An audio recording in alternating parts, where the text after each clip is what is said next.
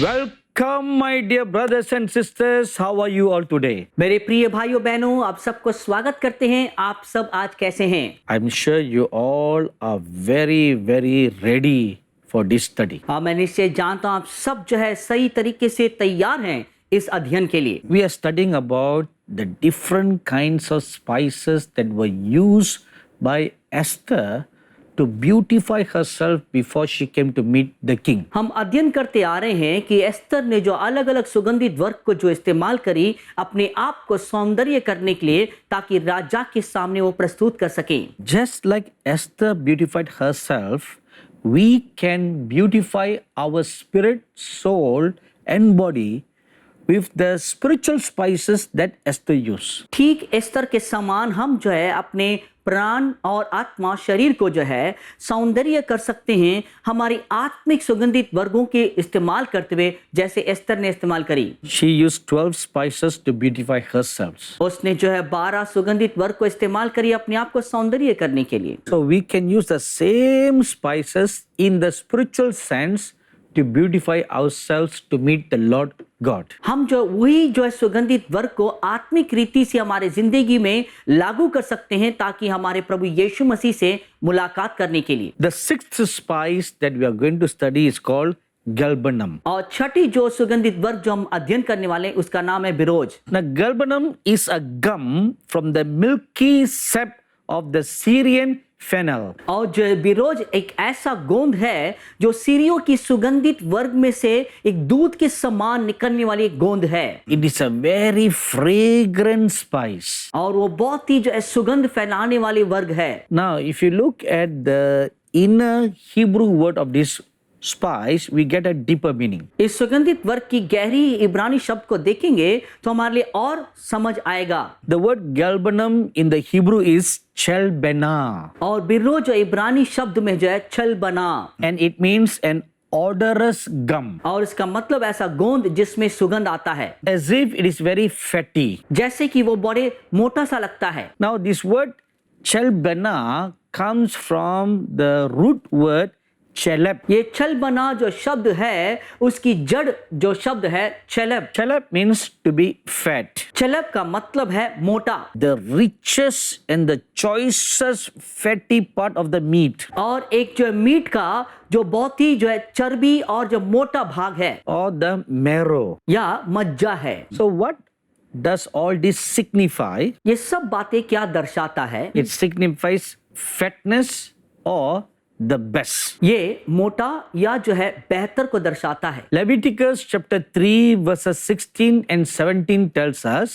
Levy व्यवस्था 3 अध्याय का 16 और 17 पद कहता है, when a sacrifice is offered unto God, जब एक बलिदान प्रभु के लिए चढ़ाया जाता है, the animal fat is the best part of the sacrifice, which is reserved for God alone. और वो जानवर की जो चर्बी के जो भाग जो रहता है परमेश्वर के लिए बेहतर भाग रहता है, जो परमेश्वर के लिए अलग रख देते हैं। Mostly it is about 10% of the animal.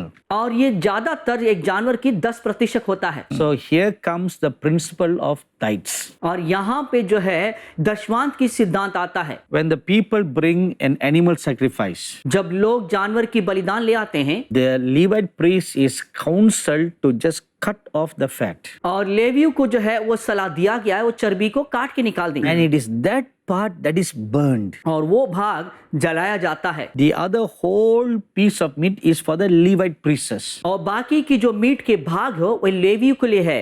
Now that fat is the best part of the meat. और उस मीट का बेहतर भाग जो है वो चर्बी है। So you give your best to God. और इसलिए अपनी बेहतर को प्रभु को दें। This reminds me of a true incident that took place in North India years ago. और ये चीज जो है कई साल पहले उत्तर भारत में घटना हुआ था, वो मुझे याद दिला रहा है। A certain foreign missionary was going from one village to another village to do ministry. एक विदेशी प्रचारक जो है एक गांव से दूसरे गांव प्रचार करने के लिए जा रही थी। So as this lady missionary was walking by the village, और ये महिला प्रचारक जब उस गांव से जा रही थी, she need to cross a bridge across a river. अब वो एक नदी की जो है वो पुल को पार करना जरूरी था। And near the bridge, she saw one young mother with two of her sons by the river and she was crying and crying profusely. और वो जो है उस नदी के तट पर एक जवान माँ जो है अपनी 2 बच्चों को हाथ में लिए हुए बहुत ही बिलक बिलक के रोती हुई इतनी ध्यान दी। The missionary did not know why this woman was crying. ये सेविका नहीं जानती थी कि ये महिला क्यों रो रही है। So she crossed the bridge, went to the other part of the village to do her ministry. और वो जो है इस पुल को पार करके उस गांव के दूसरी तरफ गई सेवा करने के लिए। And about evening time, she returned back the same way back to her home. और शाम के समय उसी रास्ते से वो घर वापस आ रही थी ताकि घर जाए। And when she came, she saw the woman still seated in the same position and she was crying. और अब जब वापस आते समय उस स्त्री को वहीं पर उसी स्थान में रोती हुई देख रही थी। But she noticed something else. मगर एक और चीज उसने ध्यान धरी। Instead of 2 sons there was now only 1 boy. वहां पे 2 बेटे के बदले में एक ही लड़का है। And she noticed something in the morning. और सवेरे एक चीज उसने ध्यान दी। That among the 2 boys, one boy was lame, the other boy was normal. और इन 2 बच्चों के बीच में उसने देखी थी एक बच्चा लंगड़ा था, एक बच्चा सामान्य था। Now the lame boy is there. Where is the good, well-mannered boy? और लंगड़ा लड़का जो है उस स्थान में था जहां बेहतर और अच्छा लड़का था। So this missionary sat by the woman and asked her why she was crying. और ये सेविका जो है उस स्त्री के बगल में बैठकर पूछने लगी क्यों रो रही है। And the young woman began to pour out all her woes to her. ये जवान स्त्री जो है अपनी सारी दुख को जो उसे उंडेलने लगी। She told that she has been facing misfortune one after another. वो कहने लगी एक के पीछे एक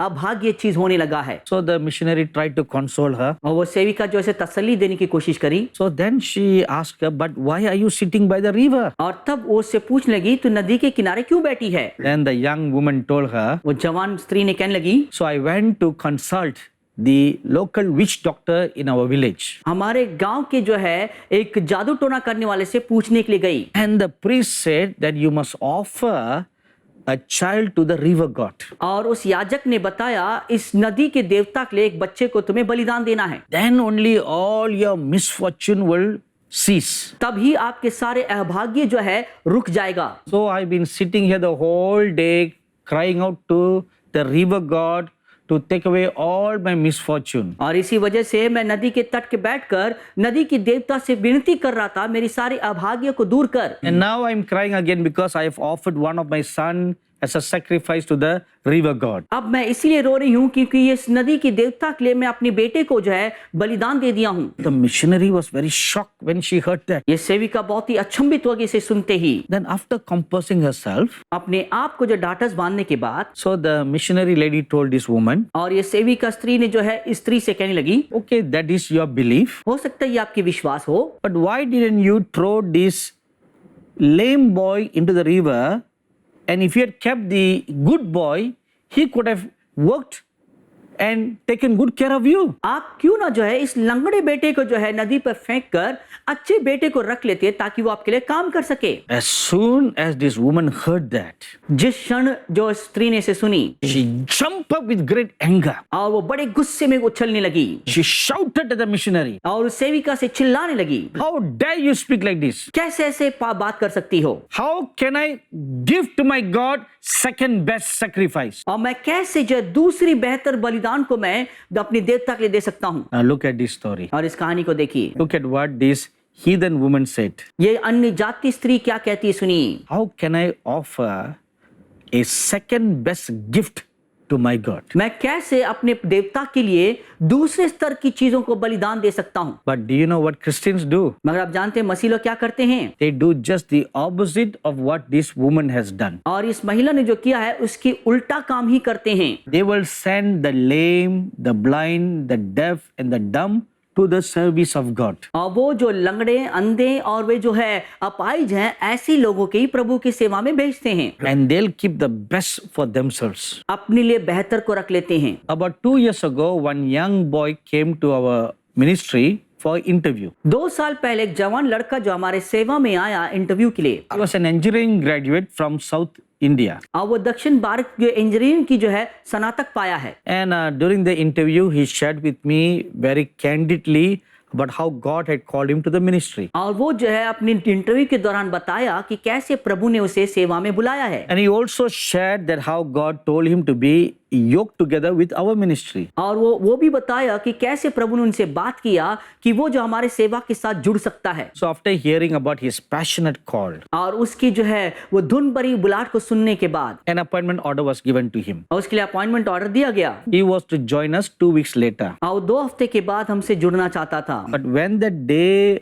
appointed day came, he didn't show up. मगर जो नियुक्त दिन आया वो दिखाई नहीं दिया। Even when we tried to contact him, there was no calls. उससे संपर्क करने की कोशिश की, उसे बात नहीं हो पा रहा है। A week later, he sent an mail. 1 हफ्ते के बाद उसने एक ईमेल भेजा। He said, "Dearly respected uncle, हमारे प्रिय आदरणीय अंकल जी, I was so anxious to join your ministry as an engineer. मैं एक इंजीनियर के समान बहुत ही उत्सुक था आपके सेवा में जुड़ने के लिए। After the interview, I came back home with great joy to tell my parents. और इंटरव्यू के बाद जब मैं घर बहुत ही आनंद के साथ आया मेरे माता पिता को बताने के लिए, But my parents were very upset when they heard this. मगर मेरे माता पिता बहुत ही क्रोधित हुए इसे सुनते ही। They told me, "You are young and strong. वो कहने लगे तुम तो जवान और बलवंत हो, Plenty of years ahead of you. तेरे सामने बहुत से साल और बाकी है, This is not the time for ministry. ये सेवा का समय नहीं है। You must go and get a good job in the secular world. और जो संसार में जाकर अच्छी नौकरी पाओ, After your retirement, then go and serve God." विश्राम पाने के बाद जाके प्रभु की सेवा कर। So this boy tried to tell his parents very much how he felt the call of God. और वो उनके माता पिता को समझाने की कोशिश किया कि कैसे प्रभु की बुलाहट उसने पाया है, But their opinions overpowered him. मगर उनके विचार जो है उन पर वो बलवंत हो गया। So he concluded his mail by saying, और उसने अपने जो पत्र को ऐसे खत्म किया, "I'm so sorry, uncle, that I'm turning down your appointment." मैं बहुत ही क्षमा चाहता हूँ अंकल जी, मैं आपकी अपॉइंटमेंट को मैं रोक रहा हूँ मैं। When I read that mail, I pondered over it. मगर जब उसमें पढ़ा तो मैं इसमें ध्यान देने लगा। What were the parents saying to the boy? वो माता पिता अपने बच्चे से क्या कह रहे हैं? The best part of your years, the best part of your strength, give it to the world. आपकी बेहतर समय आपकी जिंदगी का और बेहतर ताकत जो है संसार के लिए दो। Then when you are old, devoid of all your strength, तब जब आप बुजुर्ग हो जाओगे, सारे जो है ताकत खो जाओगे, then spend the remaining days of your life serving God. तब बाकी की जिंदगी को प्रभु की सेवा में व्यतीत करना। That is like this woman keeping the good boy to herself and throwing the lame boy into the river. और ऐसा ही है स्त्री के साथ कि एक बेहतर बच्चे को अपने पास रखकर लंगड़े बच्चे को नदी के लिए दे देना। Many Christian parents do that. कई सारे मसीह माता पिता ऐसे करते हैं। They keep the best for themselves and give the lame, the good for nothings to God. और बेहतर को अपने लिए रख लेते हैं, जो किसी काम का लायक नहीं है, जो लंगड़ा है उसे प्रभु के लिए दे देते हैं। Scriptures say वचन कहता है the best part of the fat belongs to God. और बेहतर भाग जो चर्बी है प्रभु का है। Every male that opens the mother's womb belongs to God. हर एक जो बेटा जो माँ के कोख से आता वो प्रभु के लिए है। So the offering of this galbanum spice signifies और जो बिरोज इस जो है सुगंधित वर्ग का बलिदान ये दर्शाता है an attitude of the heart of always giving the best to God. एक हृदय की ऐसे विचारधारा कि प्रभु के लिए हर वक्त बेहतर दें। Whatever you do for God, जो कुछ प्रभु के लिए करें it must be the best. वो बेहतर होना है, Must not be the second best. वो दूसरे भाग नहीं होना है। Don't look for the cheap things to do the works of God. कम कीमत वालों चीजों को मत देखिए प्रभु की कार्य करने के लिए। When you organize a spiritual meeting, एक आत्मिक सभा को आयोजित करते हो, organize it in the best way. उसे बेहतर तरीके से उसे करिए। But many respected pastors who are watching this program right now may feel like this. कुछ आदरणीय पासवान लोग इस कार्यक्रम को देखने वाले ऐसे सोच सकते हैं, But we don't have the finances. हमारे पास तो आर्थिक नहीं है। If you look at your hands, you may not have. अपने हाथों को देखेंगे तो आपके पास नहीं है। You know, after the Sermon on the Mount, और जो है पहाड़ी उपदेश के बाद the Lord Jesus wanted to feed the huge crowd of people. प्रभु यीशु मसीह जो है सारे भीड़ को जो है खिलाना चाहा So he called his disciples and told them, feed them. और अपने चेलों को बुलाकर कहा उन्हें भोजन खिलाओ। So they said, how can we feed 30,000 people? और वो कहने लगे कि 30,000 लोगों को कैसे हम खिला सकते हैं, We don't have the money. पैसा नहीं है। So the Lord Jesus looked at them and he said, प्रभु यीशु ने उनको देख के कहा what do you have? तुम्हारे पास क्या है? Andrew found a young little boy with 5 loaves and 2 fishes. अंद्रयास ने एक छोटे बालक को पाया जिसके पास जो है 5 रोटी 2 मछलियां थी। So the Lord looked at the little boy. और प्रभु ने जो उस छोटे बालक को देखा, He stretched out his hands to him as if to say, will you give me your food? और उसने अपने हाथ को ऐसे फैलाया जैसे कि पूछने वाला था कि अपने भोजन को मेरे लिए दोगे। And the little boy with a twinkle in his eyes gladly gave his food to the Lord Jesus. और ये छोटा बालक जो अपनी आंखों की चमक के साथ उसने जो है तुरंत इस भोजन को यीशु के हाथ में दे दिया। Now you all know very well. आप सब अच्छी रीति से जानते हैं 5 loaves and 2 fishes cannot feed 30,000 people. 5 रोटी 2 मछली 30,000 लोगों को खिला नहीं सकता है, But that's all they had. मगर उतना ही था उनके पास। The Lord Jesus took it up and he blessed it. प्रभु यीशु ने उसे उठाया और धन्यवाद दिया। And then he said, now give it to the people. तब उसने कहा इसे लोगों को बांटो। And as they started taking one by one, जब वो एक एक करके निकालने लगे, the bread was multiplying, वो रोटी बढ़ने लगा, fish was multiplying. मछलियां बढ़ने लगी, 30,000 people ate. 30,000 लोगों ने खाया। Not only that, सिर्फ इतना ही नहीं, there were 12 baskets full of leftovers. 12 टोकरी भर के जो है बाकी बच गया। What you have, give it to the Lord, जो आपके पास है प्रभु को दीजिए and he will multiply. और उसे जो है बढ़ाएगा। Do the best for God. प्रभु के लिए बेहतर करिए। Oh, that is very covetousness. ये तो बड़ी लोभ है, Oh, that's very luxurious. ये तो बड़ी अमीरपन है। You may think like that. ऐसा सोच सकते हैं। Is such thinking right or wrong? क्या ऐसे सोच सही है गलत है? If you look at Exodus chapter 25, अगर निर्गमन 25वें अध्याय को देखेंगे, God gave the prophet Moses the plan for building the tabernacle. परमेश्वर ने भविष्यवक्ता मूसा को तंबू बनाने की योजना दी। Lord gave the instruction that most of the furniture were to be made of gold. और प्रभु ने उसे अगुवाई दिया कि उनके अंदर की सारे वस्तुएं सोना में बनाए जाए। And gold is a very costly metal. और सोना तो बहुत ही बहुमूल्य लोहा है। And that was the thing that was commanded by God to use. और यही जो वस्तु था प्रभु ने आदेश दिया इस्तेमाल करने के लिए। And when King Solomon built the temple, जब राजा सुलेमान ने मंदिर बनाया, his father saved up a great wealth for his son to build the temple. उसके पिता ने जो बड़े धन को बटोर के रखा कि मंदिर को बनाने के लिए। Not only that, सिर्फ इतना ही नहीं, King David even received the plans from God how the temple should be constructed. Dawood राजा भी जो परमेश्वर ने उस अगुवाई को पाया कि मंदिर को कैसे बनाया जाए। So from the time he got the plan till the time he died,